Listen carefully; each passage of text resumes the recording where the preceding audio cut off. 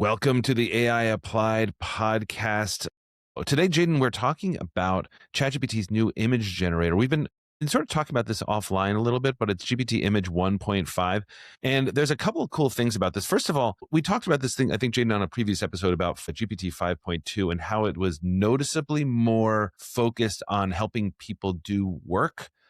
Which means noticeably more focused on enterprise, which is really a valuation question, maybe more than anything else.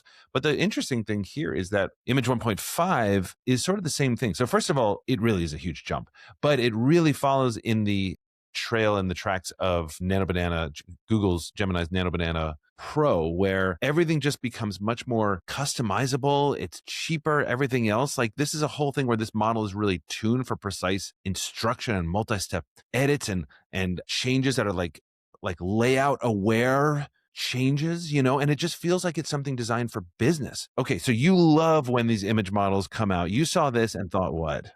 I mean, immediately I was like, well, this is going to make fantastic YouTube thumbnails. And spoiler alert, it does. So that was pretty mind blowing. Something that I initially tested out on that specific use case when it first came out that I was impressed by. I was like, I have to make thumbnails for like these podcasts all the time over on YouTube. Well, mostly my editor does, but like sometimes I just do it for fun because it's kind of fun. In any case, something that I recently gave it was, and that this model is much better at, is like actually the reasoning behind the image.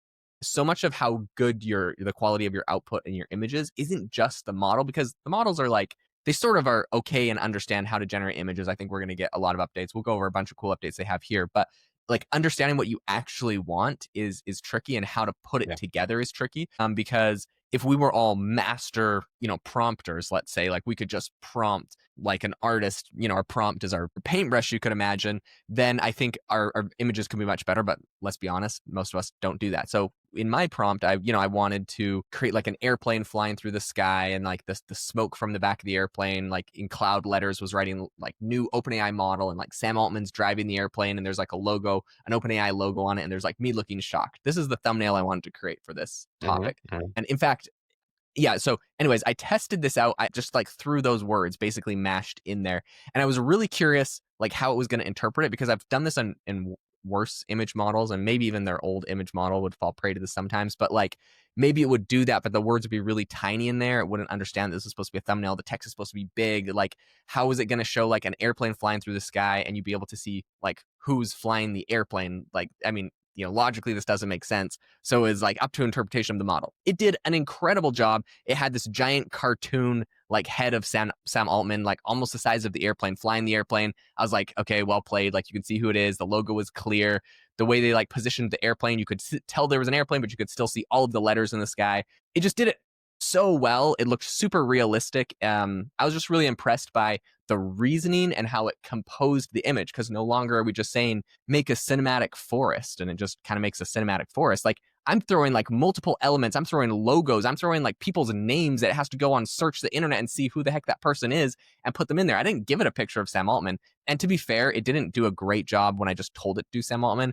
Then I went after and like uploaded a picture of him, and then it popped that in and it did a much better job. So I guess I'm impressed by its reasoning and all the levels of complexity to do that. But if you want the best quality images, from my experience, what I'd recommend is just upload images. So I did it again where I uploaded up the OpenAI logo, like just a screenshot of that, a picture of Sam Altman, and a picture of myself, and then it did it like perfectly. So just a little pro tip on that. Yeah, I'm glad you said that too, because a lot of times we'll see demos, or you'll be on X and you'll see what people are doing. You're like, this is unbelievable. And it really is a combination of that. Or you have to understand like where you're going to live. Like, are you going to live like in the realm of, what, this is as if I have like a creative strategist next to me, like our guy Robert sort of like does this at AI Mindset. Just, hey Robert, like come up with this, because I don't know, and he'll come up with something really extraordinary that I couldn't have envisioned, because he's like an artist as well as being an AI genius. Or you have something that you're really trying to get specific.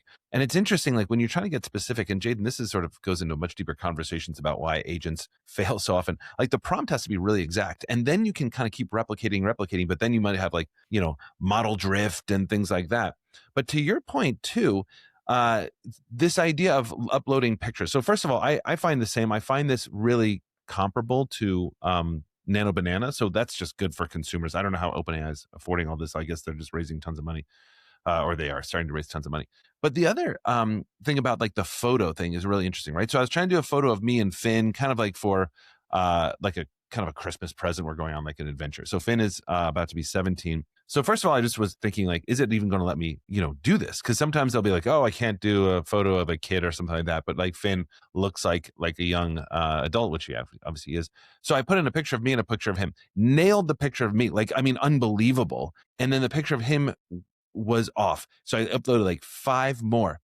It got better and better and better, but still sort of like slightly off. So that's one thing. Just remember, folks, if you're trying these things out and you're not getting exactly like what you see on X and everything else, it's just a matter of doing it over and over and over again. I think one of the biggest mistakes people make in AI is to think they give it something and they get a response back and it's not good. They're like, oh, I guess it can't do that. That's never how you would work with a person. You'd be like, no, try this, try this, try this, try this, right? We have to be patient if you really want good outcome. That's number one.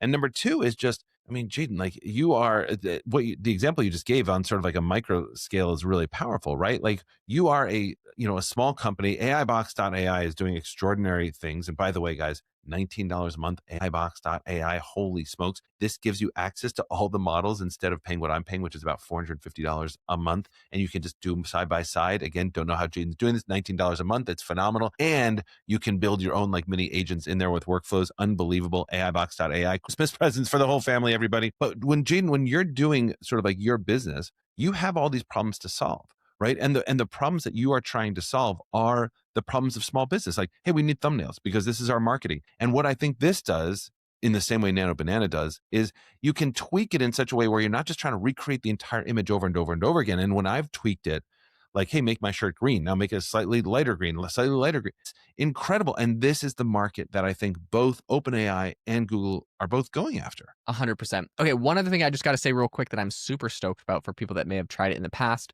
is the fonts and the text on it is so much better. I don't know why, but if you ever asked for an infographic in the last version, like literally always use this exact same font, usually in like an earthy tone, all capital. I don't know why, I'd always just use it. Now it can do all sorts of really creative, awesome fonts. And it's really good at text on the actual image. They have a bunch of examples where like, you get it to make like a newspaper basically, and it is a detailed newspaper on a desk with tons of text on there.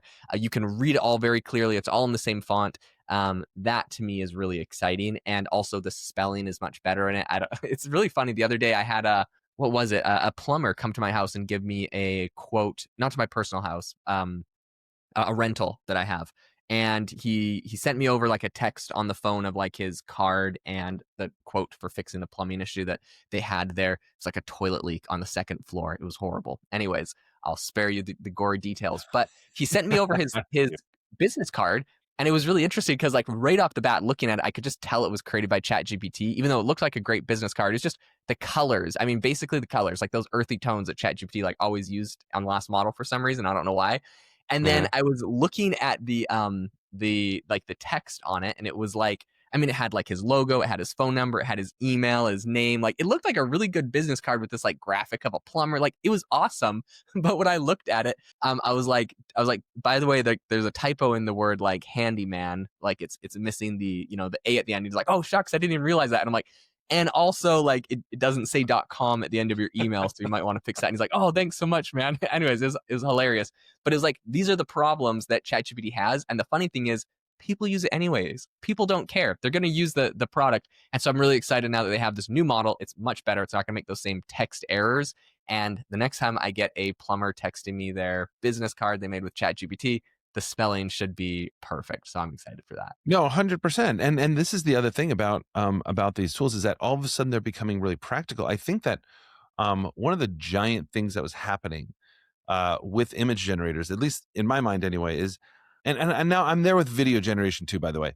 I don't get it. Like, I mean, like it's awesome. It's phenomenal. It's really, really cool. But when I'm thinking like, how are these organizations going to make, or how are these enterprises like, these AI labs going to make money on this? Because these are unbelievably expensive, right? To sort of like just like run. This is why they don't always like release the top models right away. And for the first time, I think I'm seeing what this looks like when you have sort of like a marketing team that's able to take that and sort of like, again, sort of like the kind of stuff that you do or something like that. Like if you have a marketing team that really wants to mock something up in the past, you just sort of like made a prompt and prayed.